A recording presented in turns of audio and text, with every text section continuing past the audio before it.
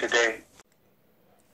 Heavyweight boxing fans, what's the deal? So shout out to subscriber Roger Kelly and a few other subscribers, man. Forgot who exactly else sent me these articles, but I got a few articles about Andy Ruiz, and I'm gonna leave those articles in the description box. And like always on my channel, you go to them, you can click them, you read them, and come to your own surmise. But Andy Ruiz Jr. seems very confident heading into this fight with Joseph Parker. He was very confident when I did the interview with him, man. If you guys haven't seen those or heard those interviews, go to my playlist and go to fighter interviews and they'll pop up. But he seemed very confident in those interviews I did with him a few weeks ago about this fight with Joseph Parker, stylistically. And plus they've been in there and they've sparred each other, and according to Ruiz and Parker, he did hurt Parker with a shot in sparring. It was sparring, you know, so let's not get overhyped about it. But man, just looking at these videos, well, the articles have the article, then they have like a video clip in both articles, and Ruiz looks like he's in very good shape, and he said that he was going to be in good shape going into this fight. When I interviewed him, he told me that really for his past fights, he was saying he don't know how he was able to even get through some of those fights, not because of the competition, just based on the fact that he wasn't, in his words, he said this, that he wasn't really having real training camps. His last fight against Franklin Yaya Lawrence, he said that he didn't even have any sparring. It was all just shadow boxing and going in there doing some gym workouts. He had no sparring going into that fight. So now he's going to have the adequate sparring. He's with Abel Sanchez. So he's going to be ready to go, man. And he's up in Big Bear. And Abel Sanchez, I think, what has Abel had? 16, 15, something like that, world champions that he's trained. I remember the first time I seen Sanchez, man, was, I know the first time I recognized him with my own eyes, I believe it was the Terry Norris fight when Norris fought Ray Leonard. I think it was around then, but he's with a world-class trainer. Although Sanchez says some crazy things nowadays, but he's with somebody that knows what the hell they're doing, that knows how to get their fighter prepared. And he's not going to let Andy go in there not physically or mentally ready. That's one thing I will say about Abel Sanchez. And just looking at, and when you click on those links, you'll see Andy Ruiz working out, man. And now he is wearing black, and we all know when you wear black clothing, it makes you look a little bit smaller. But he looks like he's in good shape for his standards, man. I'm not expecting, he's not going to be, you know, 215 on fight night, which I've heard a lot of fans say that they think he should get down to 215 and stuff like that. I don't think he'll be that low, but I do think the best version of Andy Ruiz will show up on fight night. I really believe that, because I think it's a serious camp. He seems very confident. He's a humble guy, so he's not going to be boisterous about what he believes he can do on fight night. He's the type of guy that goes in there and let his hands do the talking. And like I've said, man, and I'm going to stand by this. I think stylistically, this may be a candidate for Fight of the Year, just based on their styles. And Andy was talking about that he believes that he's going to have success in this fight because of Parker's style. And he likes to be, you know, he likes being the shorter fighter going into the ring. And he says majority of his career, amateurs and up in the pros, he's always been, you know, the shorter guy. They list him at 6'2". He didn't look like he was 6'2" standing next to Parker when they seen each other in Vegas. And I did a video and I posted the picture of those guys standing next to each other. Parker looked like he about damn near about 4 inches taller than him. More than 2. Way more than 2. So, but with that said, though, you can have an advantage being a smaller fighter, which Ruiz was explaining in the articles, you know, that you can crouch and ball down and make yourself even smaller and work the body and make it harder for your opponent to hit you. And the thing about Ruiz, a lot of people say his feet aren't fast enough and he's a plodding guy. I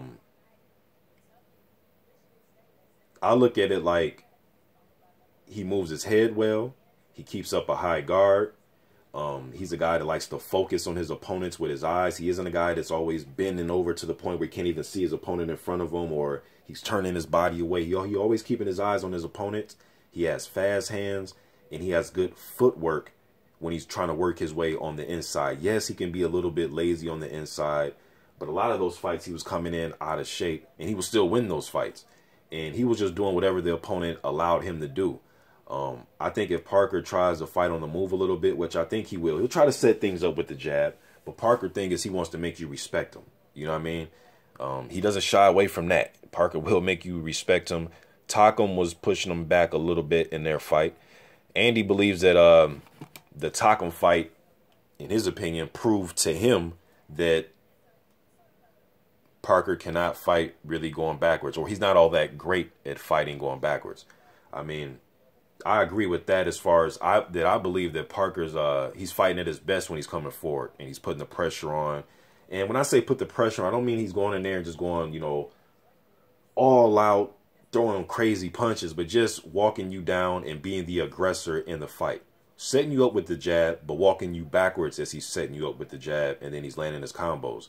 Parker's and Kevin Berry have talked about working on his head movement, and he's going to need that in his fight, because if he thinks he's just going to come forward and just, you know, put combinations on Ruiz without anything coming back, he's going to have another thing coming. And he's going to have to worry about being accurate, because Ruiz can move his head. I think the body is something that Parker should focus on, being that that's going to probably be the easiest target to hit.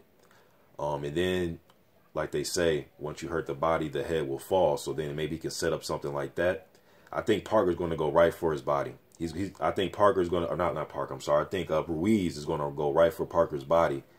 And he's said that, you know. And when I was asking him about fighters that he has tried to emulate and guys who he's came up watching, he told me about Julio Cesar Chavez and Mike Tyson and guys like that. So Chavez, what did Chavez do? He's a great body puncher, you know, and maybe he'll try to go in there and try to emulate some of the things that Chavez would do when he would work you to the body. Ruiz has a good left hook to the body. Just got fast hands in general, and he's a mid-range fighter. And the thing is about that, unless, you know, Parker's going to go in there and show us just this whole new wrinkle to his game, Parker likes to fight at mid-range too. I believe that's when he's at his best. Yes, he will show you some back foot movement and use his jab, but he's not. I just don't think Parker's wired like that. I don't think that he's, and plus he doesn't have the joy of that, you know, Lennox Lewis type of reach advantage, that 82-inch reach, or he has like I believe like a 76 reach advantage, or reach a 76-inch reach. He'll have the advantage on Ruiz, but I'm just saying he isn't really a guy that just depends on jabs and moves around the ring. He wants to put some hurt on you, man. So there's gonna be opportunities in this fight where they're gonna have to try to knock each other out, because I think they're gonna fight at close range for a majority of this fight. It's gonna be an exciting fight. It's gonna be an exciting fight, man. I understand where Ruiz was coming from in this article and some of the things that he sees. It's gonna be hard to, you know, do those things on fight night for both guys, you know, because both guys pretty much have a game plan of what they want to do. I don't think it's gonna be as easy for Ruiz to just walk him down. But because he's going to have to respect Parker. I think Parker's going to put something on him to make him respect him too, though. You know what I mean? But I guess we'll see. Maybe Parker and Ruiz go in there and one guy may choose not to respect the other guy, man. Or they feel as if whatever attack the other guy is doing is really not doing anything, that they can walk through that and press the other guy back. I believe whoever is able to press the other guy back and put him on the ropes, or just put him on the defensive for majority of the night, I think he's going to win the fight. I don't think the judges are going to score this for the non-aggressor. You know what I mean? I think both guys are going to be aggressive in this fight, man. But just getting this video out there, I cannot wait for December 10th. This is going to be a hell of a fight. And then you got the other fight card going on in the UK. I can't wait, man. Let me know what you think in the comment section. I'm out. Also wanted to add this to the video. Also think, you know, Parker can also keep, if he's able to keep Ruiz off balance by turning him encircling him either right or left, but just turning him, encircling him, get off, and then move. I don't think he should stand there and try to just have a slugfest necessarily for Ruiz, because I think Ruiz's best chance of winning is just having a close range fight. I think Parker, although Ruiz feels as if he's not great at going back, he has shown that he can do it, and I think if he can mix in some turning and also going to Ruiz's body to slow him down from coming forward, and you know, just slow him down and see what he looks like going into later rounds. But should be a good fight all in all. I just want to add that to the video, man, because I talked about Parker should, you know, use his jab and mix it up a little bit and not be a one-dimensional fighter to where he's going to play into Ruiz's hands. But also think if he can just, you know, if he can turn Ruiz and tie him up on the inside sometimes. Don't always sit there and just try to get punches off. You know, tie him up and just do different things to try to slow him down. And like I said, Ruiz just needs to come forward and just try to carry out his game plan, man. But he's going to have to move his head. He can't just sit there and, you know, try to play the numbers game and take too many of Parker's flush power punches. But he's going to have to move his head, man. Just my opinion on it. I'm out.